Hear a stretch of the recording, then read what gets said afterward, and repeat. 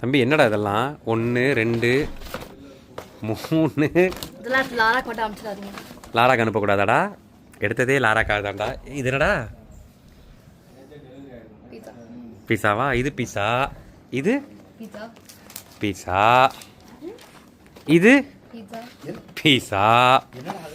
இது garlic bread.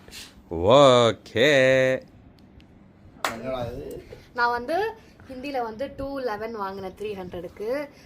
So அதோட மொத்தமாக 3 பேப்பரில். ஸோ எனக்கு 3 ட்ரீட் இருக்குது, அதில் ஒரு ட்ரீட் இது. அப்போ எதுக்கு 4 வந்திருக்கு?